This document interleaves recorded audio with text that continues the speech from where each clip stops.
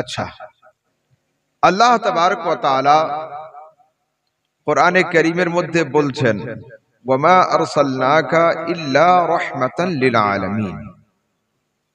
নবী, আমি তোমাকে পাঠিয়েছি সমগ্র জগতের জন্য রহমত করে।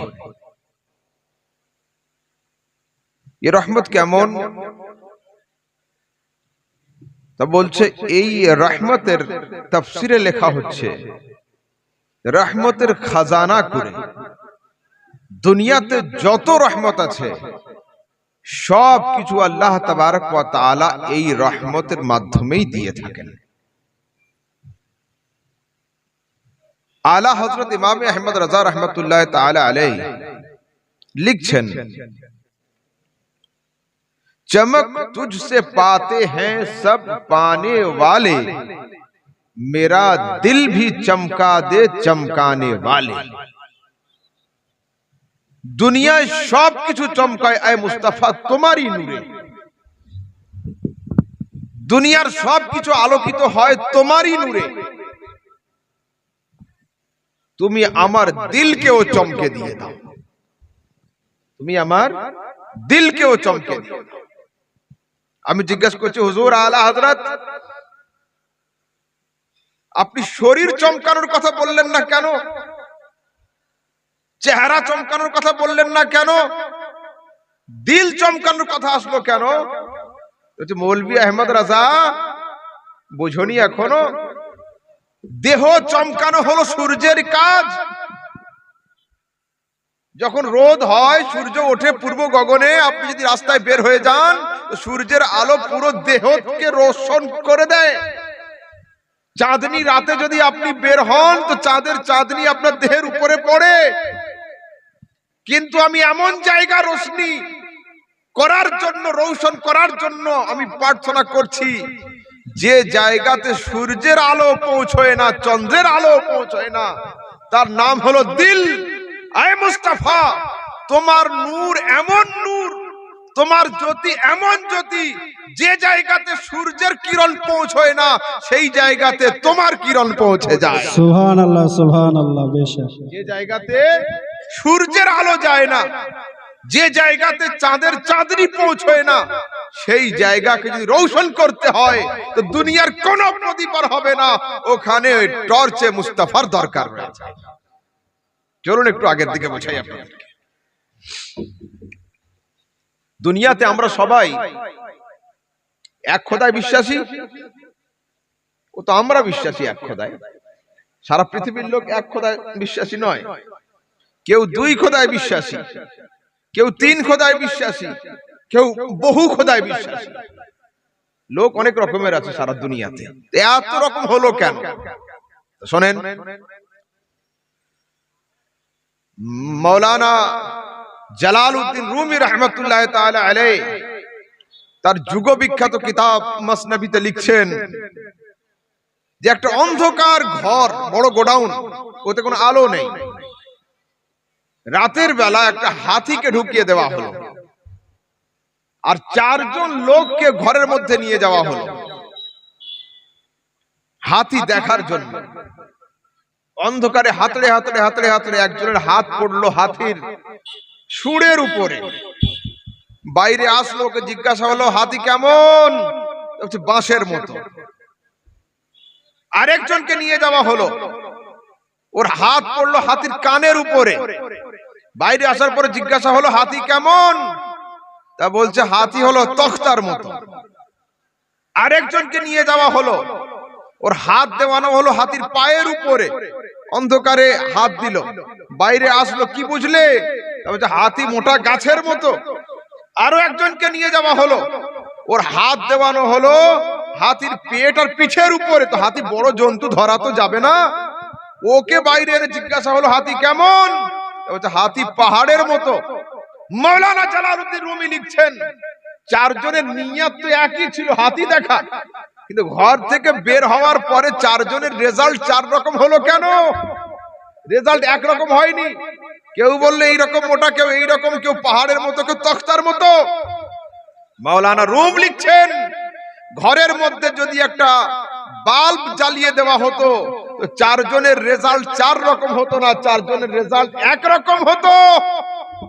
মৌলভী আহমদ রাজা সমদানি এই পয়েন্টকে সামনে রেখে আমি বলছি, সারা দুনিয়ার লোক বাড়ি থেকে বের হয়েছিল খোদাকে খোঁজার জন্য, আল্লাহকে পাওয়ার জন্য। তো প্রত্যেকে অন্ধকারে খোদা খুঁজতে গিয়েছিল। তো যারা যারা অন্ধকারে গিয়েছে, কেউ দুই খোদাতে বিশ্বাসী হয়েছে, কেউ তিন খোদাতে দাঁড়িয়ে গিয়েছে, কেউ বহু খোদায় বিশ্বাসী হয়েছে। আর যাদের হাতে নূরে মুস্তাফার টর্চ লাইট ছিল তারা এক খোদাতে বিশ্বাসী হয়েছে। সুবহানাল্লাহ সুবহান নারায়ে তাকবীর নারায়ে রিসালাত মাসলাক আলা হযরত উলামায়ে আহলে সুন্নাত নারায়ে তাকবীর নারায়ে রিসালাত। फिर आला हजरत सरकार लिखছেন, आला हजरत फिर लिखছেন, आला हजरत फिर लिखছেন, बरसता नहीं देखकर अब्र रहमत बदों पर भी बरसा दे बरसाने वाले। রাতের বেলা বৃষ্টি হয়েছে, সকালে উঠলেন, একটা বালতি পড়েছিল আঙ্গিনাতে, গিয়ে দেখলেন 2-3 লিটার পানি জমেছে বালতিতে। একটু দূরের দিকে গেলেন, বড় পুকুর দেখছেন, পুকুরে প্রায় 2 হাত করে পানি বেড়ে গিয়েছে। আবার আপনি চলে এলেন পিচ রোডের উপরে, দেখছেন 1 ফোঁটা পানি জমে নেই। আকাশের দিকে মাথা তুলে বলছে, আয় আসমানের বাদল, রাতের বেলা কি মুখ দেখে পানি ফেলেছিলিস? বালতিতে 3 লিটার জমলো, পুকুরে 300 লিটার জমলো, রাস্তার উপরে 1 ফোঁটা নেই। আকাশের বাদল হাসতে হাসতে উত্তর দিবে, না না, আমি এদেশের সরকার নয় যে লোকের মুখ দেখে পানি দেব, এরকম সিস্টেম নয়। পানি আমি দিয়েছিলাম বরাবর বরাবর। যার কাছে যেমন ক্যাপাসিটি ছিল সে ততটা পানি পেয়েছে। রাস্তা অহংকারে মাথা উঁচু করেছিল, 1 ফোঁটাও পানি পায়নি। বালতি এইটুকু ছিল, ভরে দিয়েছি। পুকুর এতটুকু ছিল, ডুবিয়ে দিয়েছি। রাস্তা অহংকারী ছিল, 1 ফোঁটা দিইনি। তো মুস্তাফা আবরে করম হয়ে, আল্লাহ তাবারক ওয়া তাআলার রহমত হয়ে আমার রাসূল বর্ষণ শুরু করেছেন। তো মুস্তাফার দরবারে যারা দামান নিচু করে গিয়েছে, গর্দান ঝুঁকিয়ে গিয়েছে, আদবের সঙ্গে উপস্থিত হয়েছে, কেউ সিদ্দিকে আকবর হয়েছে, কেউ ফারুকে আজম হয়েছে, কেউ উসমান জুন্নুরাইন হয়েছে, আলী হায়দারে কাররার হয়েছে, আর আবু জাহেল অহংকারের সঙ্গে মুস্তাফার দরবারে গিয়েছে, ও 1 ফোঁটা পায়নি, ও জাহান্নামের ইন্ধন হয়ে গিয়েছে। সুবহানাল্লাহ সুবহানাল্লাহ। একটু আগের দিকে বাড়ি, মুস্তাফা কেমন, মুস্তাফা কেমন, ভালো করে উদাহরণ নেন কানে। সকাল বেলা একজন হাজী সাহেব আর একজন সাধারণ লোক দুজনে ঝগড়া করছে। আমি বাড়ি থেকে বের হলাম, বললাম কি সমস্যা, এত কথা কাটাকাটি কিসের? তো সামনে লোকটা বলছে, হুজুর আমার দাবি হলো প্লেন 8 হাত, ভালো করে বুঝবেন, প্লেন আকাশে যা ওড়ে 8 হাত, আর হাজী সাহেব দাবি করছে প্লেন 80 হাত। এটা নিয়ে আমাদের ঝামেলা। আমি বললাম দলিল কি? এই লোকটা বলছে, আমি বাড়ির ছাদের উপরে ঘুরছিলাম, মাথার উপরে প্লেন উড়ে গেল, দেখলাম 8 হাত, এই সাইজ মতো। আর হাজী সাহেবকে বলছে, হাজী সাহেব আপনার কি দলিল? বলছে, বাবা আমি 2 বার উমরা করেছি, 1 বার হজ করেছি, প্লেনে উঠে দেখেছি 60টা সিট থাকে, কেবিন মিলিয়ে 80 হাত লম্বা। আমি বললাম চাচা তুমিও ঠিক বলছো, ও ঠিক বলছে। যে দূর থেকে দেখেছে ও প্লেনকে 8 হাত পেয়েছে, আর যে অরিজিনাল দেখেছে ও 80 হাত। ওই পন্থীরা দাবি করে মুস্তাফা হলো 8 হাত, সুন্নিরা দাবি করে মুস্তাফা হলো 80 হাত। আরে নজরের ফারাক। যারা আবু জাহেলের নজরে মুস্তাফাকে দেখে তারা মুস্তাফাকে 8 হাত মনে করে, যারা আবু বকর সিদ্দিকের নজরে দেখে তারা মুস্তাফাকে 80 হাত মনে। সুবহানাল্লাহ নারায়ে তাকবীর নারায়ে রিসালাত মাসলাক আলা হযরত উলামায়ে আহলে সুন্নাত নারায়ে তাকবীর নারায়ে রিসালাত। अरे बशर तू जरूर है लेकिन दाखिल आनाम नहीं, शुमारे दना है तस्बीह में इमाम नहीं। ऐ मुस्तफा তুমি মানুষ কিন্তু আমাদের মতো মানুষ নয়। হ্যাঁ, আমরা পাপে পুণ্যে মানুষ, তোমার ভিতরে পুণ্য ছিল, পাপ বলে কিছু ছিল না। আমরা ভালো মন্দে মানুষ, তোমার মধ্যে ভালো ছিল, মন্দ বলে কিছু ছিল না। আমরা দোষে গুণে মানুষ, আপনার মধ্যে শুধু গুণ ছিল, দোষ বলে কিছু ছিল না। হলো? চলুন একটু আগের দিকে যাই। আমাদের সমাজে যে সমস্ত যুবকরা এখনো সূরা ফাতিহা ঠিক মতো পড়তে শিখলো না, দাঁড়িয়ে দাঁড়িয়ে পেশাব করা এখনো ছাড়তে পারলো না, আজ তারাই হাতে পাল্লা নিয়ে দাঁড়িয়ে, তাদের হিম্মত কতটা যে তারা নবীকে মাপার জন্য রেডি। কেউ ফিতা নিয়ে রেডি যে রাসূলের হাইট এটাই ছিল, কেউ পাল্লা নিয়ে রেডি রাসূলের ইলম এতটুকু ছিল। হায় আফসোস, তোমরা এখনো সূরা ফাতিহা মুখস্থ করতে পারলে না, মাপতে যাচ্ছ রাসূলকে। আসুন, আম্মা আয়েশা সিদ্দিকা রাদিয়াল্লাহু তাআলা আনহাকে জিজ্ঞাসা হচ্ছে যে হুজুর সাল্লাল্লাহু আলাইহি সাল্লামের হাইট কতটা ছিল। হযরতে আয়েশা সিদ্দিকা বলছেন, লাম ইয়াকুন রাসূলুল্লাহ সাল্লাল্লাহু আলাইহি ওয়াসাল্লাম বিত-তাবিলিল বাইন ওয়ালা বিল কাসীরিল মুতারাদ্দা। আমার রাসূল খুব লম্বাও ছিলেন না, খুব বেঁটেও ছিলেন না। বলো, লম্বা ছিলেন না, বেঁটে ছিলেন না। যদি বলি অমুক লোকটা লম্বাও নয়, বেঁটেও নয়, আপনারা সবাই বুঝে যাবেন লোকটা হলো মধ্যম সাইজের। ওকে টল ফিগারও বলা যাবে না, শর্ট ফিগারও বলা যাবে না। এরা এই পর্যন্ত হাদিস পড়েছে, অর্ধেক হাদিস। এই হাদিসকে সামনে রেখে এরা প্রচার করে রাসূল ছিলেন মিডিয়াম হাইটের। পুরো হাদিস এরা পড়েনি। রাসূলের স্ত্রী হযরত আয়েশা 3 লক্ষ হাদিসের হাফেজা, তিনি বলছেন না না শোনো, ওয়া কানা ইউনসাবু ইলার রাবআতি ইযা মাশা ওয়াহদাহু। আরে রাসূল মিডিয়াম হাইটের ছিলেন কখন? যখন তিনি একা হাঁটতেন তখন, যখন একা চলতেন তখন, যখন একা দৌড়াতেন তখন। আর রাসূলের পাশে যখন কোন লম্বার থেকে লম্বা মানুষ দাঁড়িয়ে যেত, ইল্লা তালাহু রাসূলুল্লাহ, রাসূলের মস্তক তার থেকে উঁচু হয়ে যেত।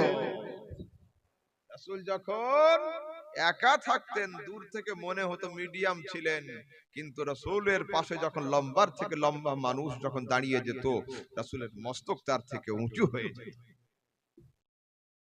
বিদায় হজের সময় লক্ষাধিক সাহাবী সঙ্গে ছিল, সবার থেকে রাসূলের মস্তক উঁচু ছিল, রাসূলের থেকে কারো মাথা উঁচু ছিল না। চলুন একটু আগের দিকে যাই। এরা মাপতে আরম্ভ করেছে। কি ভাবছে? এ তো ফিতেওয়ালা চলে গেল, যে ফিতে ধরেছিল রাসূলের মাপ দেখিয়ে দিলাম যে তোমার ফিতে শেষ হয়ে যাবে, রাসূলকে মাপা সম্ভব হবে না। এবার আসুন ইলমওয়ালাকে দেখি, এ আবার কিলো বাটখারা ধরে আছে। রাসূল এইটার এটা এটার এটা জানে, ওটার সেটা সেটার ওটা জানে না। একসাথে না। আসুন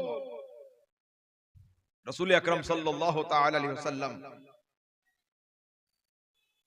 কিছুদিন আগে ইন্তেকাল করার আগে বলছেন যে তোমাদের মধ্যে, স্ত্রীদেরকে রেখে সামনে রেখে বলছেন, তোমাদের মধ্যে সেই আগে ইন্তেকাল করবে আতওয়ালু কুন্না ইয়াদান, যার হাত লম্বা হবে। হলো, যার হাত লম্বা। তো রাসূলের স্ত্রীরা হাত মাপামাপি শুরু করে দিয়েছে, কার হাত লম্বা সেই আগে ইন্তেকাল করবে। কিন্তু দেখা যাচ্ছে হযরতে সাউদা রাদিয়াল্লাহু তাআলা আনহা আগে ইন্তেকাল করলেন। অন্যান্য স্ত্রীরা বলছে, আরে কি খবর হলো, হাত তো লম্বা ছিল আমাদের, সাউদা আগে চলে গেল কেন? তখন অন্য স্ত্রী ব্যাখ্যা করছেন, আরে আমার রাসূল এই হাতের কথা বলেননি, যে যার দানের হাত লম্বা সেই আগে ইন্তেকাল করবে। সাউদা ছিল সবচেয়ে বেশি দানী রাদিয়াল্লাহু তাআলা আনহা। চলুন একটু আগের দিকে যাই। রাসূলের ইলম দেখাচ্ছি আমি। রাসূল সাল্লাল্লাহু আলাইহি ওয়াসাল্লাম হাদিসে আসছে, ইন্নাল হাসান ওয়াল হুসাইনা ইয়ালআবানে ফি বাইত উম্মে সালামা। উম্মে সালমার বাড়িতে হাসান আর হুসাইন দুজন খেলা করছেন। নাযালা জিবরিল, জিবরিল আলাইহিস সালাম নামলেন, নেমে বলছেন, ইয়া মুহাম্মদ ইন্না উম্মাতাক সাতাকতুলু ইবনাকা হাযা ওয়া আওমা ইলাল হুসাইন। রাসূল আকরাম সাল্লাল্লাহু আলাইহি সাল্লামের ডান উরুতে ইমাম হুসাইন ছিলেন, ইশারা করছেন যে আপনার পরে আপনার উম্মতির একটা গোষ্ঠী আপনার এই নাতিকে হত্যা করবে, শহীদ করে দিবে। রাসূল সাল্লাল্লাহু আলাইহি ওয়াসাল্লামের চোখ দিয়ে পানি আসতে আরম্ভ করলো। রাসূল বলেন ফাআতানি তুরবা, জিবরিল ফেরেশতা আমাকে এক মুঠো মাটি দিলেন। মাটিটা নিয়ে রাসূল নাকের কাছে দিয়ে বলছে, জিবরিল এ কোন মাটি দিলে?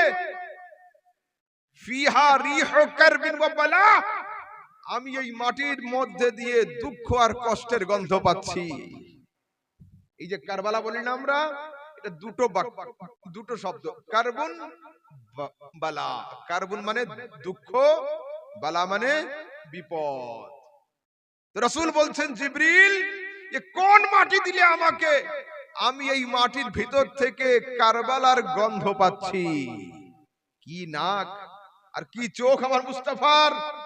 ঘ্রাণ নিয়ে কি বলছেন যে আমি এর থেকে কারবালার গন্ধ পাচ্ছি। রাসূল মাটিটা নিয়েছেন, নিয়ে ওনার স্ত্রী উম্মে সালমাকে দিয়ে বলেছেন, উম্মে সালমা রাখো, ইযা তাহাওয়ালাত হাযিহি তুরবাতু দামান ফা'লামি আন্না ইবনি কাদ কুতিল। মাটিটা সযত্নে রাখো, যেদিন তুমি দেখবে এই মাটি রক্ত বর্ণে পরিণত হয়েছে, সেদিন তুমি জানবে আমার হোসাইন শহীদ হয়ে গিয়েছে। এখন যদি আমি বলি আজকের জলসায় যাচ্ছ, যাও, জলসার আখিরি দোয়া কোন মাওলানা সাহেব করে তুমি দেখে আসবে। যতক্ষণ জলসা শেষ না হবে ততক্ষণ তোমার যাওয়া চলবে না। আর যদি শেষ হওয়ার আগে চলে যায়, তাহলে স্বচক্ষে দেখতে পেলো না, শুনতে পাবে কে দোয়া করলো, দেখা হবে না। তো রাসূল সাল্লাল্লাহু আলাইহি ওয়াসাল্লামের আরো তো অনেক স্ত্রী ছিলেন, উনি মাটিটা নিয়ে উম্মে সালমার হাতে দিলেন কেন? আরে রাসূলের নবুয়তি নজর দেখে নিয়েছিল যে আমার ইন্তেকালের পরে কারবালা যুদ্ধ হবে, আর উম্মে সালমা কারবালা যুদ্ধের আগে ইন্তেকাল করবে না। যদি কারবালার আগে উম্মে সালমার ইন্তেকাল হয়ে যায়, তো মাটি লাল হবে কি সবুজ হবে, তো উম্মে সালমা দেখবে কি করে? মুস্তাফার নজর দেখে নিয়েছিল ইমামে হোসাইন কবে ইন্তেকাল করবে, আর হোসাইন ইন্তেকালের আগে উম্মে সালমা ইন্তেকাল করবে না, মুস্তাফা সেটা পর্যন্ত দেখে নিয়েছিলেন। এরা পাল্লা নিয়ে বসে রাসূল কতটা জানে আর কতটা জানে না। চলুন আরেকটু এদের পাল্লা দেখাই। বুখারীর হাদিস, রাসূল আকরাম সাল্লাল্লাহু আলাইহি ওয়াসাল্লাম ঘরের মধ্যে বসে, বাইরে 2-3 জন লোক রাসূল সাল্লাল্লাহু আলাইহি ওয়াসাল্লামের ইলম নিয়ে সমালোচনা করছিল। তিনি কতটা জানতেন আর কতটা জানতেন না, তিনি কতটা জানতেন কতটা জানতেন না। রাসূল সাল্লাল্লাহু আলাইহি ওয়াসাল্লাম বের হলেন। বের হওয়ার পরে বলছেন, সেই সমস্ত কমবখতদের হাসর কি হবে যারা আমার ইলম সম্পর্কে সমালোচনা করে। সালুনি আম্মা শি'তুম, তোমরা যে যা ইচ্ছা চাও জিজ্ঞাসা করো, আমি এখন তোমাদের উত্তর দিয়ে দেব। একজন দাঁড়িয়েছে, দাঁড়িয়ে জিজ্ঞাসা করছে, আইনা মাদখালি ইয়া রাসূলুল্লাহ, হুজুর ইন্তেকালের পরে আমার স্থান কোথায় হবে? রাসূল উত্তর দিচ্ছেন, মাদখালুকা ফিন নার, তুই জাহান্নামে যাবি। মাদখালুকা নার, তুই জাহান্নামী। বসে গিয়েছে। আরেকজন লোক দাঁড়িয়েছে, দাঁড়িয়ে বলছে, আইনা মাকআদি ইয়া রাসূলুল্লাহ, হুজুর আমি যাব কোথায়? রাসূল বলছেন, আল জান্নাহ, তুমি জান্নাতে যাবে। খুশি হয়ে গেছে। কিন্তু জান্নাত তো দূরের কথা, জাহান্নাম তো দূরের জিনিস, কখন হবে কি হবে জানতে তো পাচ্ছি না।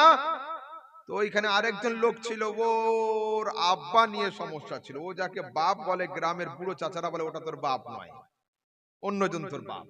এ বলছে, থামো, এটা জিজ্ঞেস করি নবীকে, দেখি কি বলে। রাসূল উঠে দাঁড়িয়ে, এই লোকটা উঠে দাঁড়িয়েছে, দাঁড়িয়ে বলছে, মান আবি ইয়া রাসূলুল্লাহ, হে আল্লাহর রাসূল, আমার আব্বাকে, আমার পিতাকে। রাসূল বলছেন, আবুকা হুযাফা, গ্রামের লোক যাই বলুক মাথা খারাপ করো না, তুমি যাকে আব্বা বলো ওটাই তোমার আব্বা, তুমি যাকে পিতা বলো ওটাই তোমার পিতা। এর গল্প হলো। ওখানে আরেকজন ছিল, ও বলছে, দেখি আমি একটু জিজ্ঞাসা করিনি, আমারও একটু সমস্যা আছে। ও উঠেছে, উঠে বলছে, মান আবি ইয়া রাসূলুল্লাহ, হুজুর আমার পিতাকে। এইবার রাসূল পুরো দলিল সহ লম্বা চওড়া ঘটনা বলছেন, আবুকা সালিমুন মাওলা শাইবা, তুই যাকে বাপ বলিস ওটা তোর বাপ নয়, তোর আসল পিতা হলো তোদের বাড়ির রাখালটা। যদি কেউ কাউকে বলে যে তোদের বাড়ির রাখাল তোর বাপ, তো এখান থেকে ভগবান গোলাপ পর্যন্ত পিছনে দৌড়াবে। এত বড় কথা কেন? কারোর জন্মে গলদ বের করা সহজ নয়। এই কথা শুনে মসজিদ থেকে নেমে, আরব ছিল তলোয়ারের যুগ, হাতে করে তলোয়ার নিয়ে হাজির হয়েছে মায়ের কাছে। মায়ের হাতটা ধরে বলছে, মা, মোহাম্মদ ইবনে আব্দুল্লাহ ভরা মজলিসে আজ বলেছে যে আমি যাকে আব্বা বলি ও আমার আব্বা নয়। বলো এর রহস্য কি? একমাত্র তুমি ছাড়া এর ফয়সালা কেউ করতে পারবে না। কিন্তু মা, মুখ খোলার আগে শুনে রাখো, আমি এখনো মোহাম্মদের কলমা পড়িনি, কিন্তু আমি এতটুকু জানি ও মোহাম্মদ সত্য ছাড়া মিথ্যা বলতেই পারে না। মা, আমি এখনো ওর কলমা পড়িনি, কিন্তু আমি জানি ও মুস্তাফা বসে থাকে জমিনে, ওর নজর থাকে আসমানে। মা, আমি এখনো ওর কলমা পড়িনি, কিন্তু আমি এতটুকু জানি ও বসে থাকে ফারশে, ওর নজর থাকে আরশে। মুখ খোলার আগে সাবধান। মা আস্তে করে বলছো, বাবা তলোয়ার রাখো। তোমার আব্বা হলেন এই এলাকার সবচেয়ে বড় জমিদার, কিন্তু তোমার আব্বার ভিতরে সে শক্তি ছিল না যাতে বাচ্চা পয়দা হয়। তো আমি দেখলাম যে তোমার বাপ যদি মরে যায় তো সমস্ত সম্পদ নিলাম হয়ে যাবে, প্রপার্টির মালিক কেউ থাকবে না। তাই তোমার বাপের এই জমিদারিকে রক্ষা করার জন্য বাড়ির রাখালকে দিয়ে আমি তোমাকে জন্ম দিয়েছিলাম। ও পৃথিবীর মানুষ, তোমরা মুস্তাফা কারিমের ইলমকে পাল্লাতে ওজন করতে চাইছো। আল্লাহ তাবারক ওয়া তাআলা রাসূলের নজরে এমন পাওয়ার দিয়েছিলেন, ও নজর উঁচু করলে সাতটা আসমান দর্শন করে নিতেন, নজর নিচু করলে সপ্ত জমিনকেও দেখে নিয়ে নিতেন। সেই রাসূল সম্পর্কে, তেরা মসনদে নাজ হ্যায় আরশে বরি, तेरा महरम राज है रूहे अमी, तू ही सरवरे हर दो जहां है शाह, तेरा मिसल नहीं है खुदा की कसम। ए मुस्तफा, তুমি আল্লাহর আরশকে ওভারটেক করে চলে গিয়েছো মেরাজের রাতে। सारे अर्श पर है तेरी गुजर, दिले फर्श पर है तेरी नजर, मलकूत मुल्क में कोई शय नहीं, वो जो तुझ पे आया नहीं।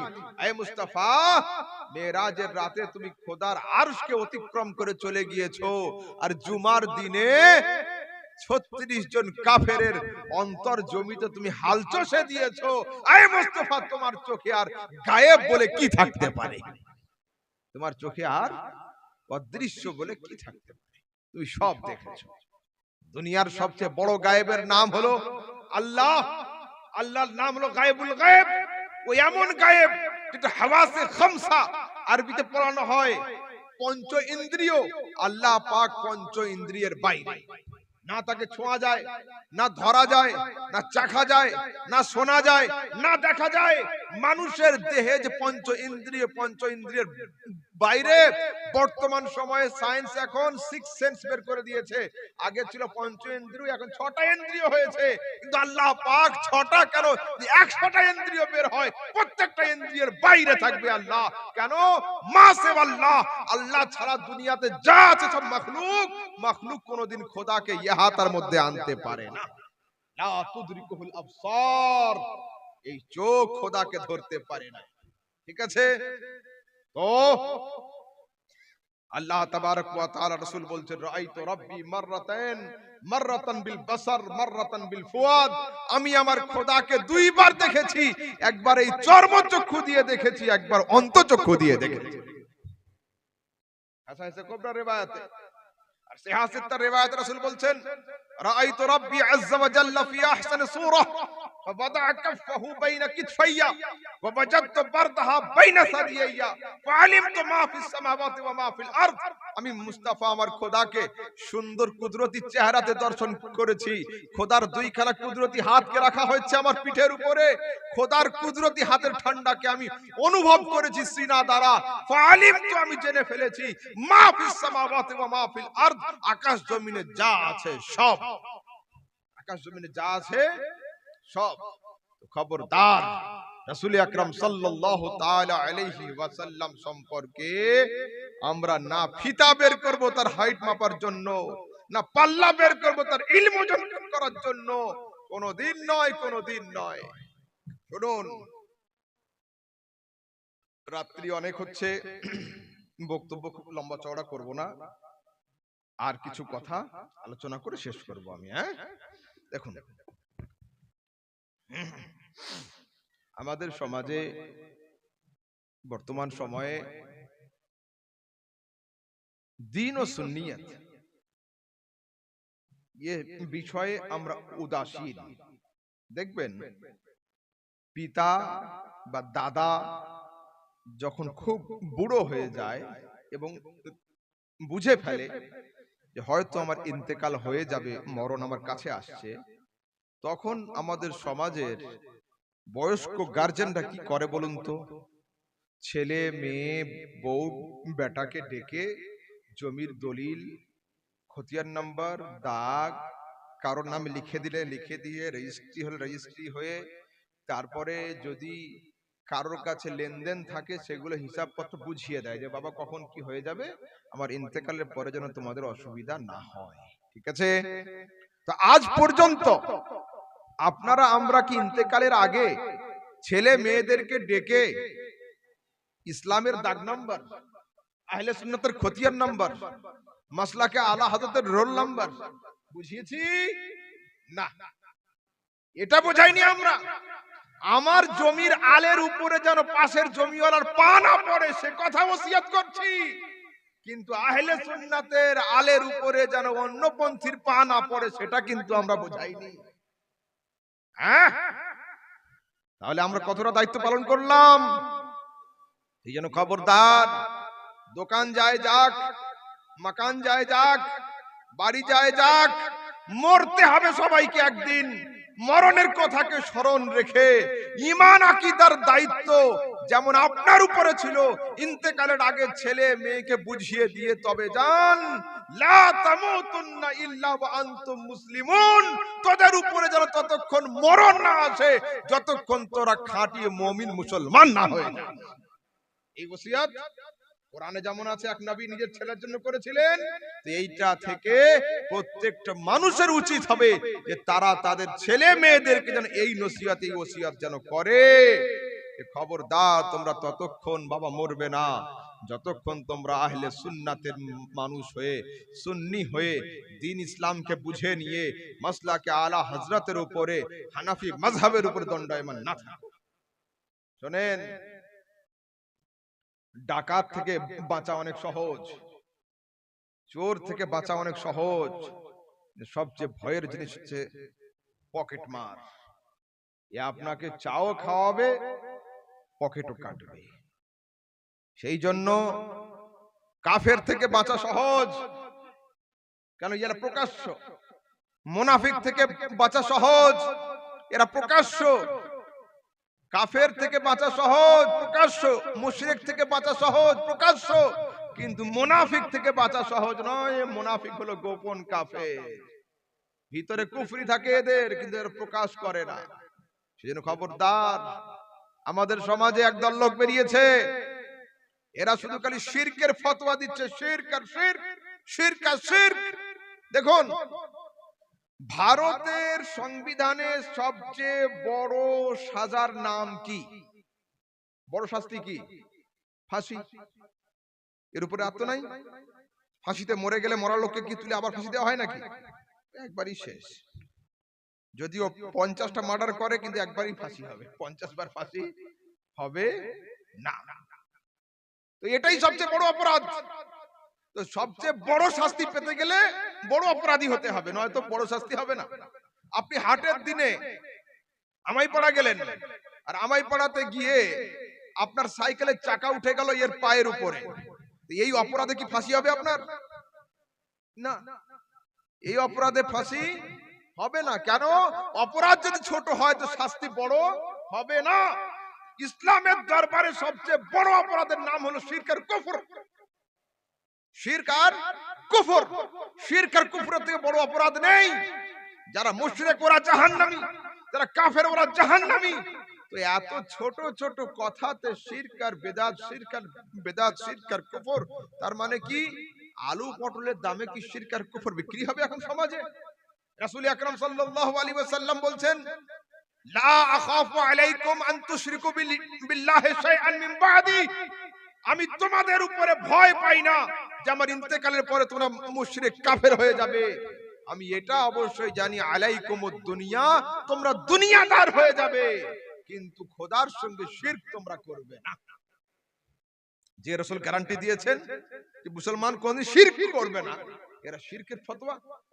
অন্য হাদিসে আছে রাসূল আকরাম বলেন কিয়ামতের আগে একদল লোক বের হবে, এরা শিরকের তলোয়ার হাতে নিয়ে ঘুরবে, লোককে শুধু শিরক আর শিরক শিরক আর শিরক বলে জবাই করবে।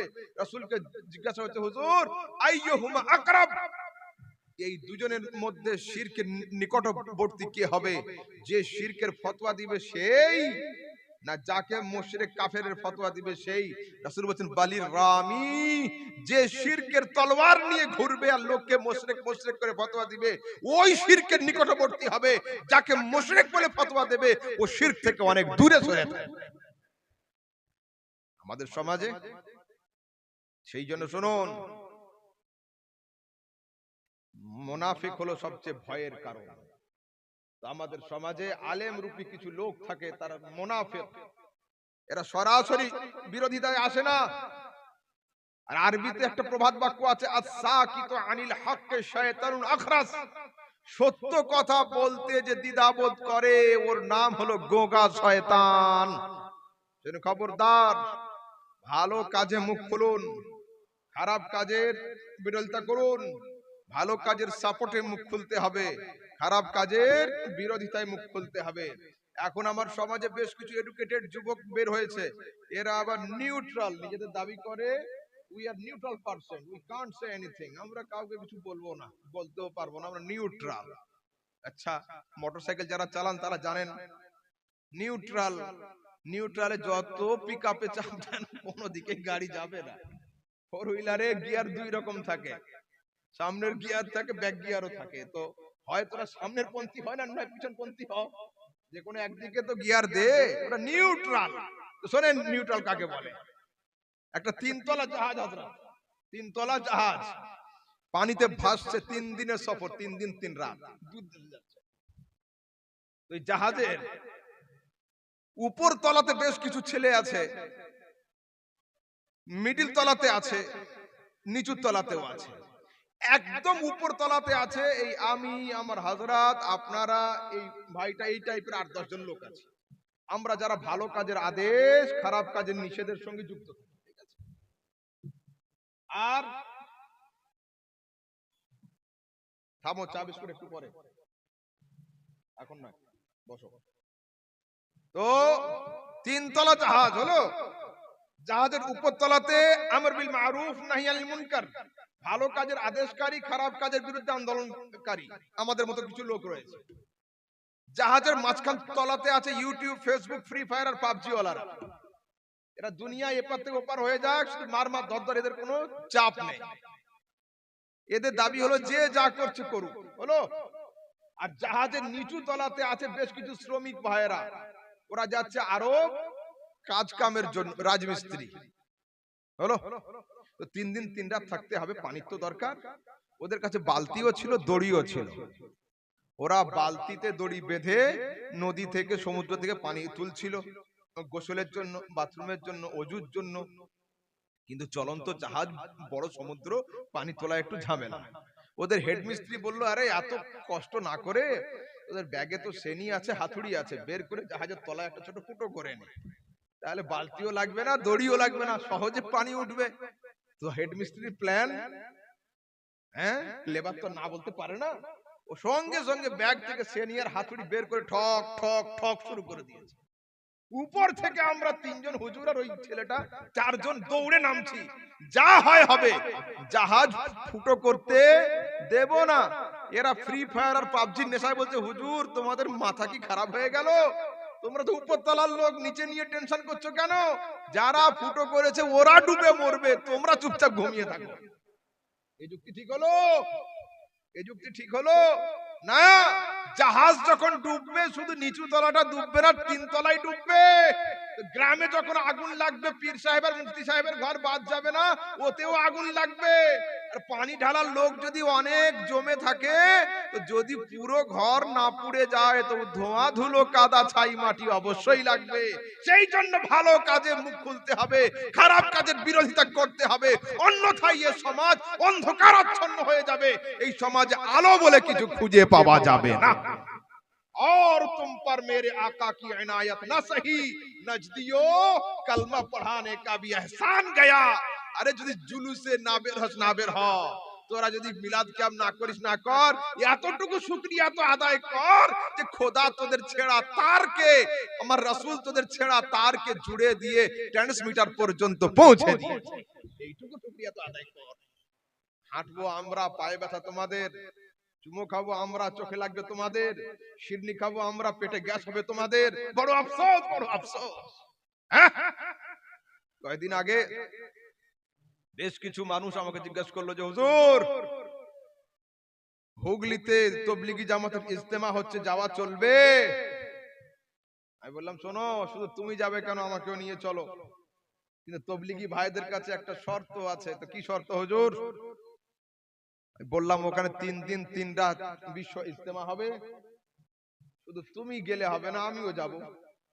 তুমি তো ভোটার, আমি হচ্ছি নেতা, আমি গেলে সব ভোটার যাবে, আমাকেও নিয়ে চলো। শর্ত দুটো। একটা শর্ত হলো এই, ওই 3 দিনের মধ্যে যখন ইচ্ছা তখন একবার দাঁড়িয়ে ইয়া নবী সালাম আলাইকা করতে হবে। আর ইজতেমা শেষ হওয়ার পরে টাকা আমি দেব খাজা সাহেবের মাজার জিয়ারত করার জন্য আজমির শরীফ যেতে। এই দুটো শর্ত যদি হয় তো তবলিগ জামাতের চিল্লাতে আমিও যাব। শর্ত কি খারাপ দিয়েছিলাম? আমি তো বলিনি মাওলানা সাহেবের নামে তকবীর দিতে হবে, আমি তো বলিনি বেরেলি জিন্দাবাদ বলতে হবে, আমি তো বলিনি আলা হযরত হক ছিলেন বলতে হবে, আমি তো বলিনি মৌলভী আহমদ রাজা ভালো মৌলভী এটা বলতে হবে না। আমি বলেছি নবীর নামে দাঁড়িয়ে একবার ইয়া নবী পাঠ করতে হবে। আর ভারতে যার অবদান সবচেয়ে বেশি মুসলমানদের উপরে, খাজা মঈনুদ্দিন চিশতি, তার মাজার জিয়ারতের উদ্দেশ্যে, মাজার জিয়ারতের নিয়াতে হুগলি থেকে বেরোতে। এই দুটো কাজ। আবার এত সহজ? শোনেন, যারা রাসূল আকরাম সাল্লাল্লাহু তাআলা আলাইহি ওয়াসাল্লামের সঙ্গে জেদাজেদি করে দরুদ সালামকে না পড়ে, আমাদের তাদের সঙ্গে কোনো সম্পর্ক। রাতের বেলা আমি আর আমার হাজরাত দুজন খেতে বসলাম, রুটিও আছে ভাতও আছে। এটা উদাহরণ দিচ্ছি, এরকম খাওয়া দাওয়া হয়নি, বলছি হলো। তো আমি বললাম ভাত খাবো, উনি বললাম রুটি খাবো। খান, রুটি খেলে গলা ভালো থাকবে, শরীর ভালো থাকবে। উনি বলছেন না, রাতের বেলা ভাত খাওয়া হারাম, তাই ভাত খাবো না। আমি কিন্তু ভাত রেখে দিয়ে শুরু করবো মোনাজাত। আপনি ভাত খাবেন না, আপনার পেটে অসুবিধা, আমার কোনো আপত্তি নেই, ভাত খাওয়া হারাম বললেন, দলিল দিতে হবে। তোমার পায়ে ব্যথা, তুমি কিয়াম করো না, আমার কোনো অসুবিধা নেই, কিন্তু কিয়াম হারাম যখন বলবে তখন কিন্তু আমি উঠে দাঁড়াবো। যে কোথায় লেখা আছে? অনেক লোকের দেখুন, ডাক্তার মানা করে দেয় যে তোমার পেটের সমস্যা, দুধ ডিম আর ঘি 3টা খাওয়া যাবে না। যদি ইমাম সাহেবকে ডাক্তার মানা করে দেয় দুধ ডিম আর ঘি খেতে, তো ওই গ্রামের সব লোকের জন্য কি দুধ ডিম আর ঘি হারাম হয়ে যাবে? ইমাম সাহেব পেটের সমস্যা, এটা তার পার্সোনাল ম্যাটার, এটা শরীয়তের সঙ্গে কোনো সম্পর্ক রাখে না। যদি কেউ পার্সোনালি দাঁড়াতে না পারে, ল্যাংড়া হয়, তো আমার আপত্তি তো নেই। আমি তো বলিনি যে তোমাকে লাঠির মাথায় তুলেও আমি ক্যাম্প করাবো, কিন্তু ক্যাম্প হারাম যখন তুমি বলবে তখন তো তার পিছনে দলিল দিতে হবে। আমি তো বড় আশ্চর্য, লোক মাদ্রাসা করছে, কেউ মাদ্রাসা দখল করে বসে আছে, অথচ এতটুকু নলেজ তাদের নেই। এদের দাবি হলো এই, আগে সালাম পরে কালাম। বর্ধমানের একজন আলেম আছে জানেন, উনি কারি সাহেব, সরি আলেম বলা ভুল হলো, কারি সাহেব। কি নাম? কারি আসিফ হলো। উনি কারি সাহেব চুপচাপ কেরাত করে চলে যাবে, ফতোয়া দিতে কে বলে? তো উনি বলেছিলেন আসসালামু ক্বাবলাল কালাম, আগে সালাম হবে পরে কালাম হবে, বুখারীর হাদিসে আছে। আমি সেই যুগ থেকে এখনো গলা ফাটিয়ে চিল্লে যাচ্ছি, বুখারীর মধ্যে হাদিস যদি তুমি দেখাতে পারো, হযরতে গোলাম সমদানির ছেলে মৌলভী আহমদ রাজার কোনোদিন স্টেজে মুখ দেখাবে না। আমি আর কোনোদিন ওয়াজ করব না। আলহামদুলিল্লাহ, সুন্নিরা অল্প হলেও পড়াশোনা করে, এত সহজ নয়। এই হাদিস বুখারীতে নেই। এরা দাবি করে নবী তো দূরে, ইয়া নবী বলে তোমরা সম্বোধন করো কেন? আমি বললাম শোনো, মাদ্রাসায় না পড়লে যেটা হয়, যদি মাদ্রাসার আশপাশ দিয়ে ঘুরতে, পড়াশোনার টাইমে যদি ডাব গাছে ওটা উঠি বাদ দিয়ে লেখাপড়া শিখতে তো কিছু জানতে, পড়াশোনার টাইমে তো এইগুলি কি করেছো নিজে মুখে। আর আপনি কলকাতা হাইকোর্টে যান, দিল্লি সুপ্রিম কোর্টে যান, সমস্ত জজের নিয়ম হলো একটাই, যদি আসামি কাঠগড়ায় দাঁড়িয়ে নিজে বলে যে আমি মার্ডার করেছি, ওর পক্ষে কোনো সাক্ষীর আর প্রয়োজন হয় না। কি হযরত, ঠিক নয়? শরীয়তে নিয়ম তাই, আসামি নিজে স্বীকার করলে আর সাক্ষী লাগবে না। যদি স্বামী স্ত্রী দুজনেই বলে দেয় যে হ্যাঁ ও তালাক দিয়েছে, আমি শুনেছি নিজ কানে, আমার নাম নিয়ে দিয়েছে, আর কোনো সাক্ষীর দরকার হবে না, হুজুর তালাকের ফতোয়া ঠুকাই দেবে। উনি নিজেই বলেছে যে গুজরাটে গিয়ে মাছ চুরি আমি করেছি আর ডাব গাছে উঠে জাপ চুরি আমি করতাম, তো সাক্ষী আর লাগবে? হ্যাঁ, সাক্ষী লাগবে না। আবার যদি উনি নাবালক থাকতেন বা মাথা খারাপ হতো, তাহলে এই কথা দুটো মানা হতো বা না হতো বিবেচনা থাকতো। এক তো বালেক হয়ে গেছে, বড় হয়ে গেছে, দ্বিতীয় কথা ব্রেনও ঠিক আছে, তার মানে সাক্ষী একদম ঠিকঠাক দিয়েছে। তো শোনেন, আরবি গ্রামারে সম্বোধন করার জন্য 5টা হরফ আছে। ইয়া, আয়া, হায়া, আয়া, আ, হামজা মফতুহা। তো এইখানে কোনটা পার্টিকুলারলি কাছের জন্য, কোনটা পার্টিকুলারলি দূরের জন্য, কিন্তু ইয়া এমন একটা হারফ, আল ইয়াউ লিল করিবে ওয়াল বাঈদ, ইয়া এমন একটা অক্ষর যেটা দিয়ে কাছের লোককেও সম্বোধন করা সম্ভব হয়, দূরের লোককেও সম্বোধন করা সম্ভব হয়। যদি কেউ আমাকে সামনে দেখে বলে ইয়া আহমদ রাজা আসসালামু আলাইকুম, নো প্রবলেম। যদি এখান থেকে ফোন করে বলে ইয়া কারি সুদাইস শেখ আসসালামু আলাইকুম কাবার ইমাম, সেটাও জায়েজ। তো যদি কেউ নবীকে কাছে মনে করে তাও ইয়া নবী বলা জায়েজ, যদি নবীকে কেউ দূরে মনে করে তাও ইয়া নবী বলা জায়েজ। হলো? এটা তো আমাদের মাদ্রাসার ক্লাস 3 এর কিতাবে না, সানিয়া ক্লাস 2 এর কিতাবে এটা পড়ানো হয়। আর ওনারা উচ্চ মাধ্যমিক পাস করে বসে আছে, এইটুকু জানে না। ফের আরেকটু চলুন, কি সূত্র এনেছে, বলছে আগে সালাম হয় পরে কালাম হয়।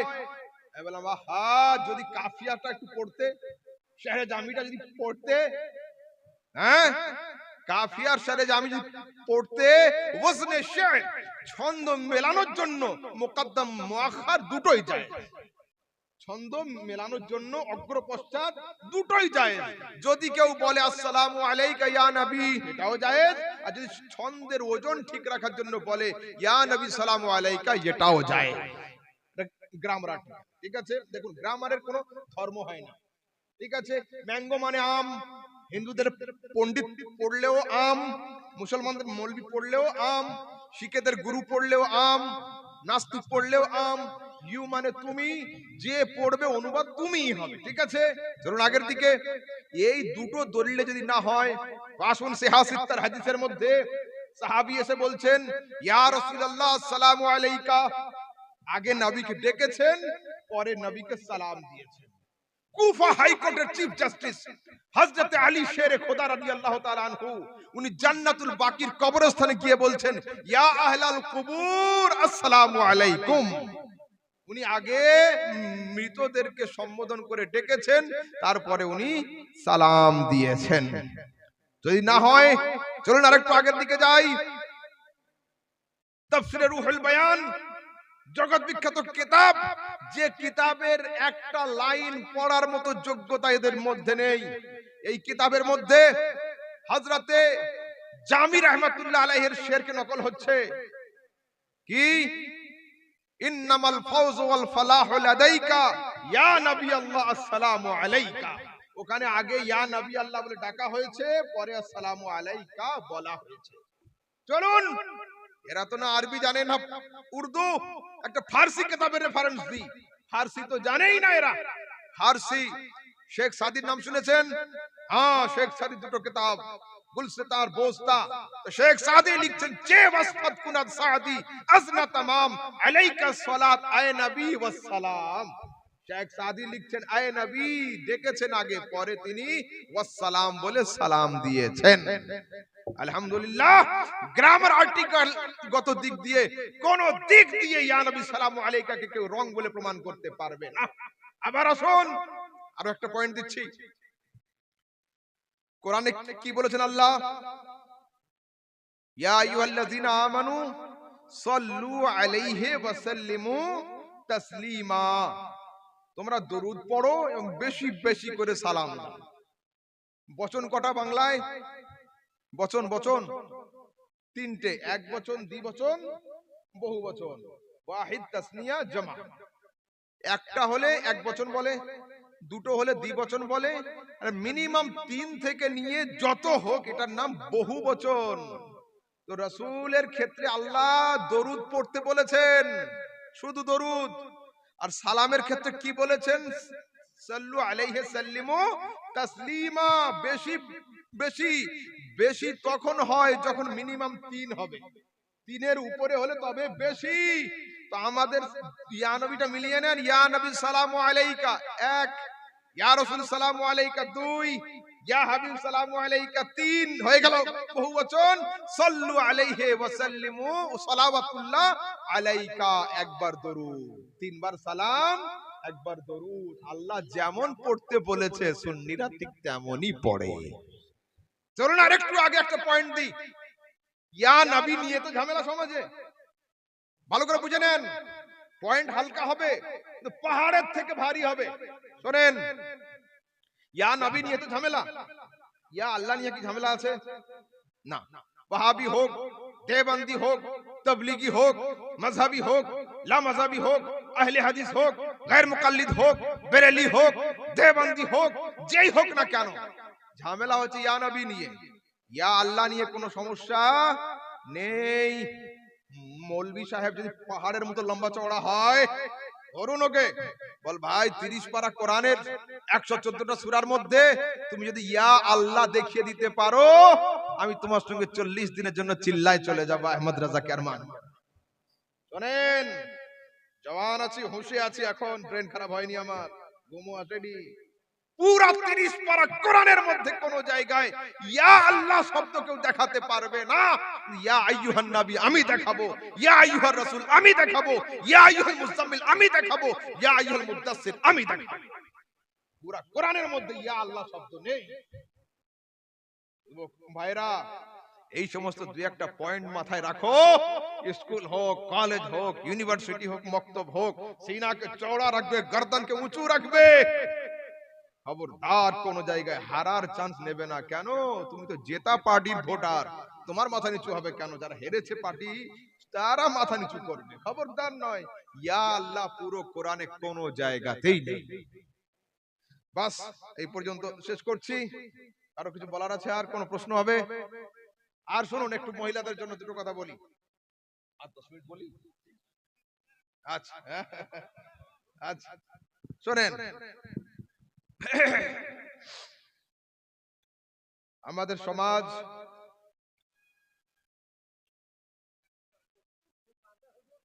আচ্ছা শোনেন, আমাদের সমাজের বেশ কিছু সমস্যা আমাদের একটু খেয়াল করতে হচ্ছে। মৌলবি, বিশেষ করে আমরা এমন এক ক্যাটাগরির লোক, আমরা ছেলেরও বন্ধু, ওর বাপেরও বন্ধু, ওর দাদারও বন্ধু। ওর মাও আসছে তাবিজ নিতে, ওর স্ত্রীও আসছে তাবিজ নিতে, ওর বাপও আসছে তাবিজ নিতে। হলো? তো আমাদের ক্যাটাগরিটা এমন যে আমরা সবার বন্ধু। বাপ এসে ছেলের নামে, ছেলে এসে মায়ের নামে, মা এসে বৌমার নামে, লোক একজন আমি। সেই জন্য আমাদের সিনাকে বড় বড় কবরস্থানের থেকেও বড় কবর বানাতে হয়। কেন? এনার কথা ওনাকে শুনিয়ে দিলে ঝামেলা হয়ে যাবে বাড়িতে। তো সেই জন্য 2-3টে কথা আপনাদেরকে বলি। মহিলারা একটু ভালো করে কান দিয়ে শোনেন। বিষয় হলো এই, এখন প্রত্যেকটা বাড়িতে ঝামেলা, সাংসারিক, প্রত্যেকটা বাড়িতে সমস্যা সাংসারিক। এ বিষয়ে দুটো কথা আমি বলি।